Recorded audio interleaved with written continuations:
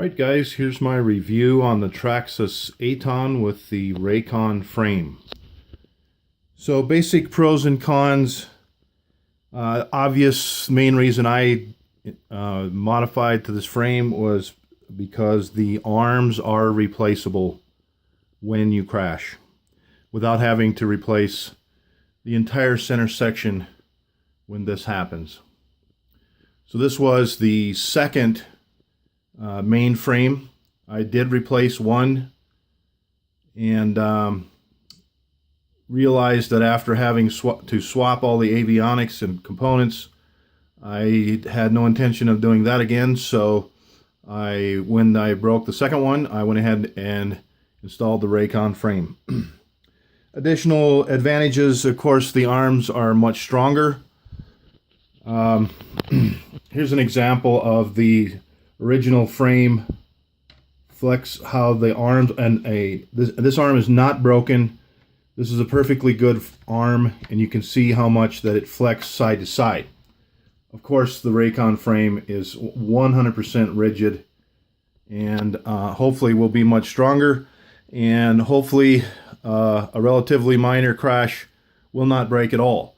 Both of my main original frame breaks and crashes were in expert mode, but in tall grass, soft dirt, and did not hit that hard. So I am hopeful that the new arms would not break at all. But even if they do, I can replace one arm for under $5 without having to replace the entire main frame and swap the components.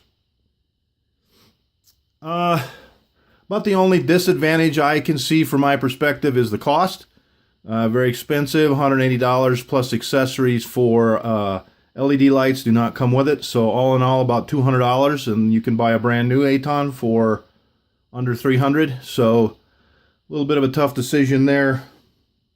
One little minor thing I noticed in flight is that with the motors, kind of exposed now instead of being in the arm, they are noisier and it can make kind of a whistling noise. I don't know if it's kind of an electronic noise or air going through the CNC motor mounts, but it makes a bit of an unusual noise and it's a little bit annoying, to be honest. So, there are some advantages to the original frame. It's quieter, kind of built-in lights instead of these LEDs that kind of just stick out.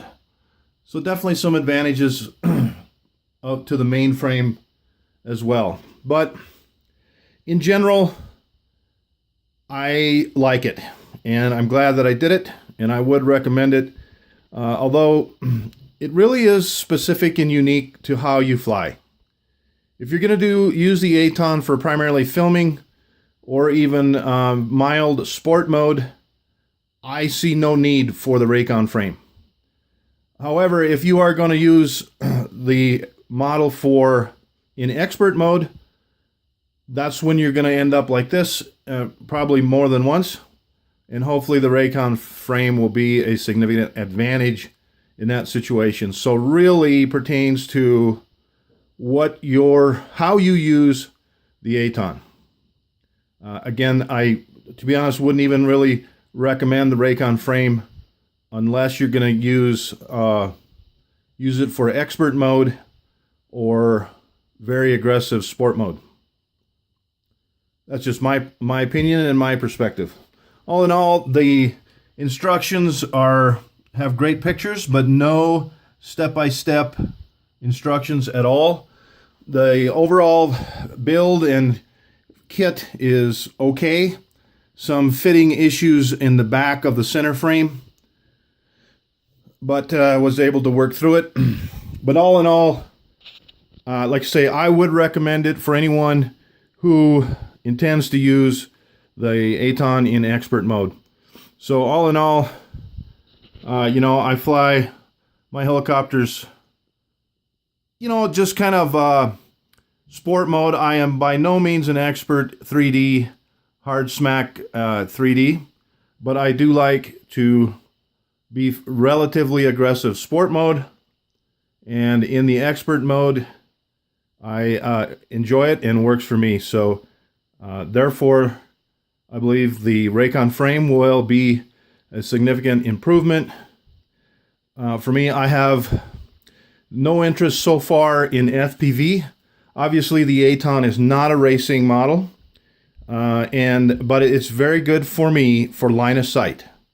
So sport, flying, mild 3D, line of sight is why I chose to spend the money and upgrade the Aton, because it is just really a good fit for how I fly. So that's my opinion and perspective. Obviously up to everyone to make their own decisions, but I do recommend the Rakon frame and the Aton if you fly like I do. Thank you.